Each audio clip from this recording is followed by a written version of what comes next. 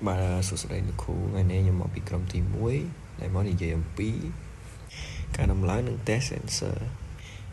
tầm món này cái chia metica đại miền tìm muốiประเภท sensor ទី2ការ test ជាមួយនឹងថ្មពល9 volt accessory និង object ការដំឡើងនិងដំណើរការរបស់ sensor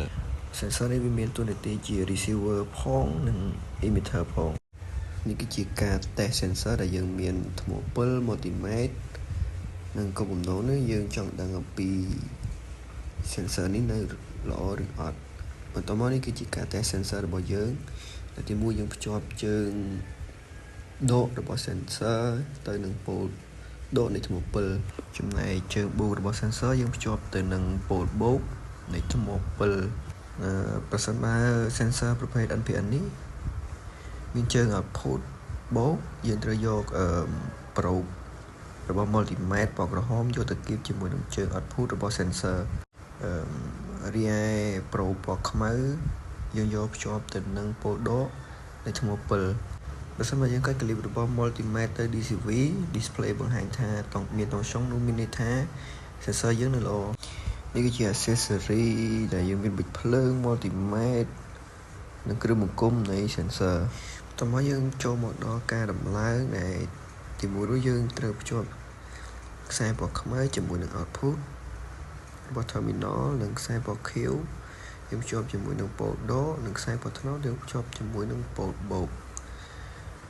នៅពេលដែលយើងភ្ជាប់វារួចរាល់ហើយយើងចាប់ផ្ដើមយក sensor របស់យើងភ្ជាប់ជាមួយនឹងគ្រឿងជំនួយដើម្បីចាប់ឲ្យវាមានលំនឹងល្អ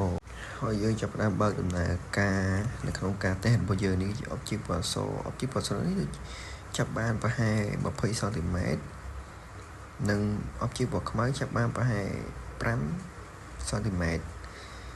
តាមការតេស្តរបស់យើងគឺវា sensor នេះវាចាប់ជាមួយនឹងពណ៌សខ្លាំងជាងពណ៌ខ្មៅ sensor ប្រភេទនេះគេយកមកប្រើប្រាស់ដើម្បីឧស្សាហកម្មផលិតកម្មខ្សែសង្វាក់ផលិតកម្មរបស់របរដែលត្រូវវេចខ្ចប់ការរកឃើញកំហុសឧបករណ៍ប្រើប្រាស់អេឡិចត្រូនិកដូចជា robot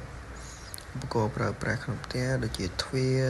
អេឡិចត្រូនិកភ្លើងដែលដំណើរការដោយ sensor ឧបករណ៍វិទ្យាសាស្ត្រឧបករណ៍វាស់ជីបចូល sensor ប្រើដើម្បីវាស់អត្រាបេះដូងនិងអុកស៊ីហ្សែននៅក្នុងឈាមឧបករណ៍កសិកម្មប្រព័ន្ធសាធារណៈដោយស្វ័យប្រវត្តិ sensor នេះប្រើប្រាស់ដើម្បីតាមដានកម្រិតទឹកនៅក្នុងដីនិងអរគុណលោកគ្រូដែលបានទស្សនាវីដេអូនេះ